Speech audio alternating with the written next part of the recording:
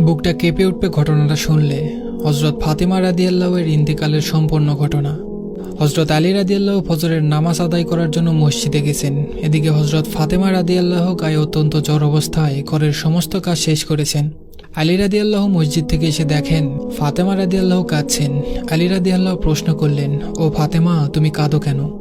ফাতেমা রাদিয়াল্লাহু কোনো উত্তর দিলেন না। ফাতেমা রাদিয়াল্লাহু আরো জোরে জোরে কাঁদতে লাগলেন। আলী রাদিয়াল্লাহু কয়েকবার প্রশ্ন করার পর ফাতেমা রাদিয়াল্লাহু কাঁদতে কাঁদতে বললেন, ও আলী, আমি স্বপ্নের মধ্যে দেখেছি আমার আব্বাজান হযরত মুহাম্মদ সাল্লাল্লাহু আলাইহি ওয়াসাল্লাম আমার ঘরের মধ্যে ঢুকে কি যেন তালাশ করতেছেন। ঘর থেকে বাইর হয়ে যাওয়ার সময় আমি পিছন দিক থেকে ডাক দেই, ও আমার আব্বাজান, আপনি কি তালাশ করছেন? আব্বাজান মুহাম্মদ সাল্লাল্লাহু আলাইহি ওয়াসাল্লাম বলতেছেন, ও আমার ফাতেমা, আমি তোমাকেই তালাশ করতেছি, তোমাকে নিয়ে যাওয়ার জন্য। আরো বললেন, ও আমার ফাতেমা, আজকে তুমি রোজা রাখবা, সেহরি করবা আলীর দস্তরখানায়, আর ইফতার করবা আমি আব্বাজানের দস্তরখানায়। আলী রাদিয়াল্লাহু এই স্বপ্ন শোনার পর দুজনের আর বুঝতে বাকি রইল না যে ফাতেমা রাদিয়াল্লাহু আজকে ইন্তেকাল করবেন। দুজন আরো জোরে জোরে কাঁদতে লাগলেন। এই সময়ের মধ্যে হজরত হাসান হোসাইন রাদিয়াল্লাহু এসে জিজ্ঞেস করতেছেন, ও আব্বাজান, ও আম্মাজান, আপনারা দুজনে কাঁদছেন কেন?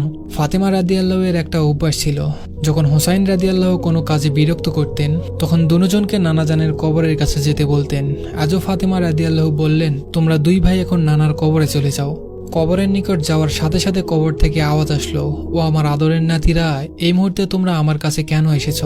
আমার কাছে তো সব সময় আসতে পারবে, এখন যাও, যে তোমার মায়ের চেহারার দিকে তাকিয়ে থাকো, আজকের পর তোমাদের মাকে আর পাবে না। এই কথা শোনার পর দুই ভাই কাঁদতেছে আর দৌড়াতে দৌড়াতে আম্মার নিকট চলে গেলেন। এসে আম্মাকে বললেন যে তোমরা দুজনে কেন কাঁদছো আমরা বুঝতে পেরেছি। নানাজান আমাদের সবকিছু বলে দিয়েছেন, আজকের দিনটা তোমার জন্য শেষ দিন। নানাজান তোমার চেহারার দিকে তাকিয়ে থাকার জন্য আমাদেরকে বলেছেন। বিকালের দিকে হজরত ফাতেমা রাদিয়াল্লাহু এর শরীর বেশ খারাপ হলো। ফাতেমা রাদিয়াল্লাহু মৃত্যুর পূর্বক্ষণে আলী রাদিয়াল্লাহুকে তিনটা কথা বললেন। এক নম্বর কথাটি ছিল, ও আলী, যেদিন থেকে আমি আপনার ঘরে এসেছি ওই দিন থেকে নিয়ে আজ পর্যন্ত আপনাকে আমি অনেক কষ্ট দিয়েছি। আলী, আপনি যদি আমাকে ক্ষমা না করেন তাহলে কিয়ামতের ময়দানে আমি সন্তানের কারণে আমার আব্বাজান অনেক লজ্জিত হবেন। বলেন আপনি আমাকে ক্ষমা করলেন কিনা? আলী রাদিয়াল্লাহু বললেন, ফাতেমা, তুমি এসব কি বলতেছো? আমি আলী তো তোমার যোগ্য ছিলাম না। তোমার আব্বাজান দয়া করে মেহেরবানি করে তোমাকে আমার করে দিয়েছেন, আমার কাছে বিয়ে দিয়েছেন। বিয়ের দিন থেকে নিয়ে আজ পর্যন্ত আমি আলী তোমাকে কোনোদিন ঠিকমতো দুই বেলা খানা খাওয়াতে পারিনি। ও ফাতেমা, তুমি বলো আমাকে ক্ষমা করেছো কিনা? তুমি যদি আমাকে ক্ষমা না করো তাহলে আমাকে কিয়ামতের দিন কঠিন শাস্তি ভোগ করতে হবে। ফাতেমা রাদিয়াল্লাহুর দ্বিতীয় কথা ছিল, ও আলী, আপনার সাথে আমার দ্বিতীয় কথা হলো, আমি মারা যাওয়ার পরে আপনি বিয়ে করে নেবেন দুনিয়ার যে কোনো মহিলাকে আপনার পছন্দ মতো। আপনাকে আমি অনুমতি দিলাম, আর আমার বাচ্চা দুটোকে সপ্তাহে একদিন আপনার কোলের মধ্যে করে নিয়ে ঘুমাবেন।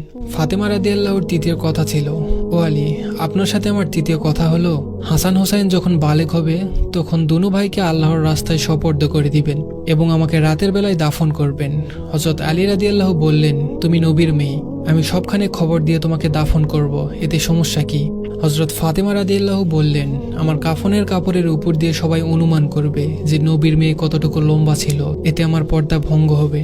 হযরত ফাতেমা রাদিয়াল্লাহু এর ইন্তেকালের পর তার লাশের খাটিয়া বহন করার জন্য মানুষ ছিল মাত্র 3 জন, হযরত আলী রাদিয়াল্লাহু তাআলা এবং শিশু হাসান ও হোসাইন রাদিয়াল্লাহু।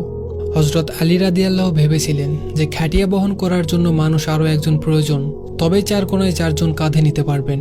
এমন সময় হযরত আবু যর গিফারি রাদিয়াল্লাহু এলেন এবং খাটিয়ার এক কোণা বহন করলেন। হযরত আলী রাদিয়াল্লাহু তখন প্রশ্ন করলেন, ও আবু যর, আমি তো কাউকে বলিনি, আপনি জানলেন কিভাবে? হযরত আবু যর গিফারি রাদিয়াল্লাহু বললেন, আমি আল্লাহর রাসূলকে স্বপ্ন দেখেছি। তিনি বললেন, হে আবু যর, আমার ফাতেমার লাশ বহন করার জন্য লোকের অভাব, তুমি তাড়াতাড়ি চলে যাও। ও আলী, আমাকে তো হুজুরে আকরাম সাল্লাল্লাহু আলাইহি ওয়াসাল্লাম আসতে বলেছেন। হযরত ফাতেমা রাদিয়াল্লাহুকে যখন কবরে নামাচ্ছেন তখন হযরত আবু যর গিফারি রাদিয়াল্লাহু কবরের কাছে গিয়ে কবরকে উদ্দেশ্য করে বললেন, হে কবর, তুমি কি জানো আজ তোমার মধ্যে কাকে রাখছি? এটা জান্নাতের সকল মহিলাদের সর্দার। কবর থেকে কোনো আওয়াজ নেই। তিনি আবার বললেন, এটা হযরত হাসান হোসেনের আম্মা। এবারও কবর থেকে কোনো আওয়াজ নেই। তিনি আবার বললেন, এটা হযরত আলী রাদিয়াল্লাহু এর স্ত্রী। এবারও কবর থেকে কোনো আওয়াজ নেই। তিনি আবারও বললেন, এটা দোজাহানের বাদশার মেয়ে। খবরদার, কবর বেয়াদবি করবে না। আল্লাহ তাআলা কবরের জবান খুলে দিলেন। কবর বললেন, আমি অন্ধকার ঘর, আমি সাপ বিচ্ছুর ঘর, আমি এমন একটি ঘর যার মধ্যে কোনো বংশ পরিচয় কাজ হয় না।